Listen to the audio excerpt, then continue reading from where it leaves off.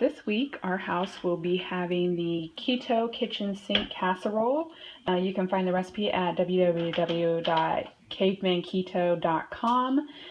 The whole trick to this recipe is to get all of your ingredients out and preheat everything and get everything done at once so that it makes it less time prepping.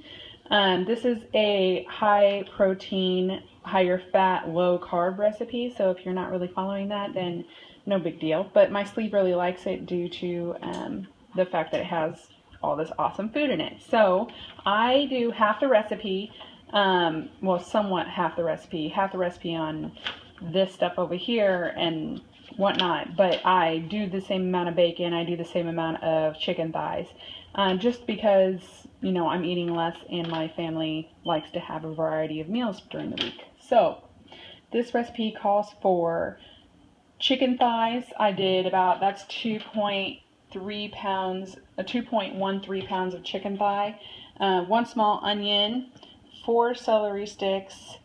The whole recipe calls for 24 ounces of sausage, pork sausage. I only did this one thing.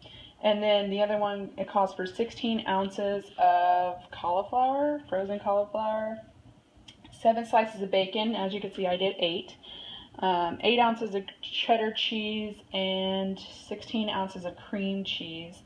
I only did 1/8 ounce. Like I said, I only did half the recipe, so I'll show you guys how it is all made. Alright, not only do you want to have your ingredients ready, you also want to have what you're cooking with ready. So this is going to be for the cauliflower. I like to go ahead and steam it so that I can get all that moisture out of there. This is going to be for the chicken thighs, and that's going to be for the pork sausage. Preheated the oven to 400 degrees, and I have my big bowl that it's all going to go in at the end of this. So now that everything is preheated, I'll go ahead and show you how I do that. It goes in the oven. Set the timer for 7 minutes because you're going to want to flip over the bacon in a little bit. And now we chop up this beautiful stuff. Half an onion, 4 celery sticks. I have this awesome chopper here, so I'm going to stick my onion in there, and that will lessen my crying situation. Alright, so I went ahead and diced that up. There is 4 celery sticks and half a white onion, and I go ahead and set that to the side. This big bowl I'm going to use so I can put everything in the end. And then I'm going to go ahead and cube these chicken thighs. So I like to use a fillet knife. It goes a little bit better because of the fact that they're more fatty, and yeah, so it's a little bit easier to cut through when you use a fillet knife. Alright, I'll show you. Alright, just got done cutting up this chicken thighs, and right about that time the oven went off, and it's time to flip these bad boys over. And right about that time as well, this is going off saying, please add cauliflower to me. So, we go ahead and open this.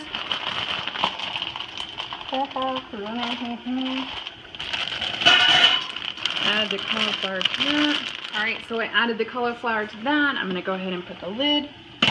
Went ahead and, I know you can't really see it, put these both on high, only because I want to get them hot faster. Flipped over those bad boys real quick. Sorry guys. And then put these back in here for another 7 minutes. Alright, so I know that I have these warming up now, and I am going to go ahead and add the chicken thighs to this one. Not completely.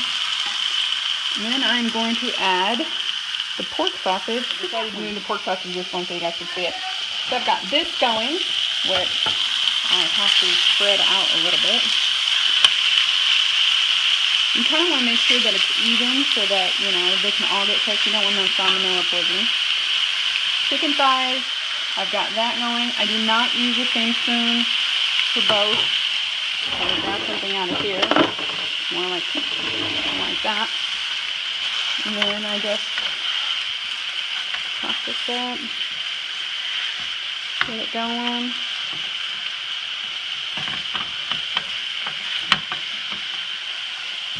Just the plate that the thing was on, and then over there. So I'm going to go ahead and cook these down, and that's still going. It's about 4 minutes in.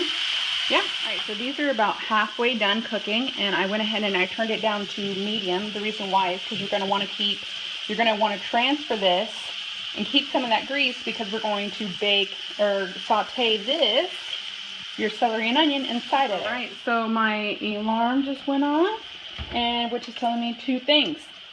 Bacon is done, one thing, and my cauliflower is done. So even though the bacon is done, I still keep the oven on, because after you put everything together, you're going to want to go ahead and bake it.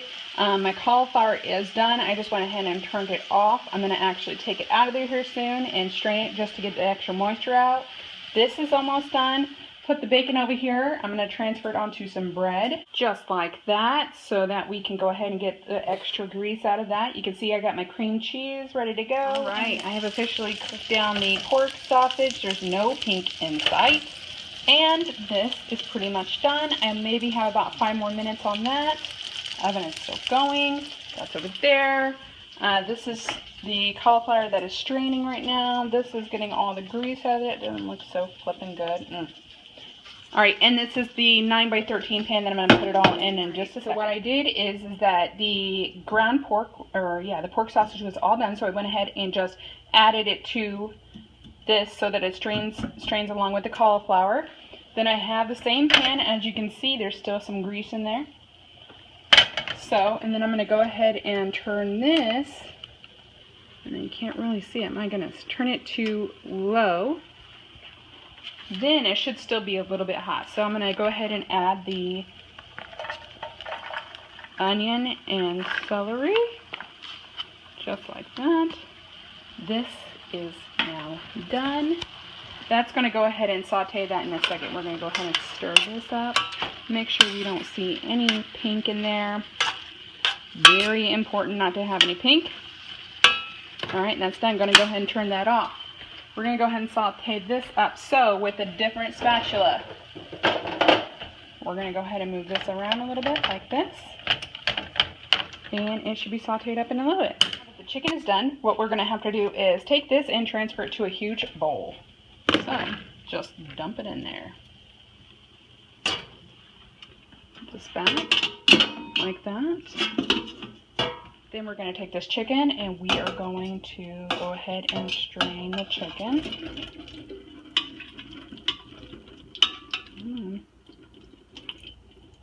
Go ahead and strain that up.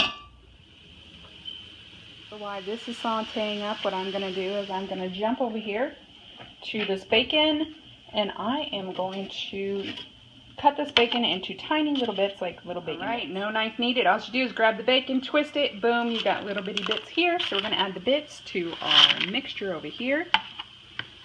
Then we're going to go ahead and make sure these are coming along just great. Remember that you are sauteing this inside of the pork sausage fat, so that's awesome. How delicious is that, right? Whenever the onions become more translucent and the celery is a little bit more mushy, not really mushy, I guess you'd say, it looks a bit more greener and translucent as well, then you know it's done. Alright, our chicken thighs have been strained enough, so we're going to take those and add them to our mixture over here. This is what we have so far. I wish you guys could smell this right now. It smells so delicious. Okay, so these look great to me. A little bit translucent, as you can see. And what I'm going to do is I'm going to go ahead and turn them off, and then I'm going to add them to our mix. Got that added to there. Then you take the beloved cream cheese, and we're just going to go ahead and add it. So we added our cream cheese, and last but not least, we're going to add a cup of shredded cheese. It's supposed to be cheddar cheese, but I use this. It's just a Mexican blend. We have our beautiful thing going on. It's all in one pot. You've got on the bottom, you've got the cauliflower with the pork sausage, chicken thigh, celery and onion, cream cheese, and cheddar cheese. Then what we're going to do is mix it all up. This is what it looks like when it's all mixed up. And I forgot to say bacon. Who forgets the bacon? So I go ahead and I spray my 9x13 pan just so that I don't get too much stickage. And then you just add this. Alright, so that's what it looks like. So you go ahead and turn your oven down to 350 degrees. And then you cover that with foil, like so. You stick it in the oven.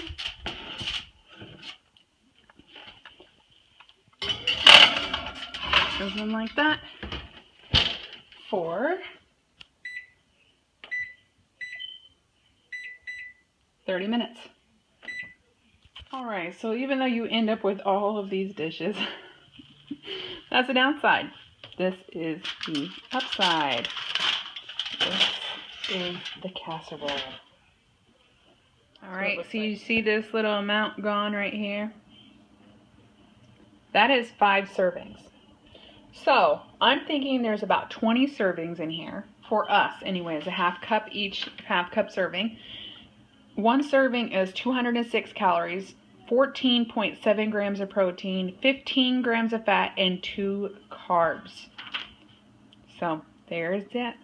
It's called Kitchen Sink Keto. You can find it on www.cavemanketo.com. Love his recipes, and I hope you guys have a great one. Thanks.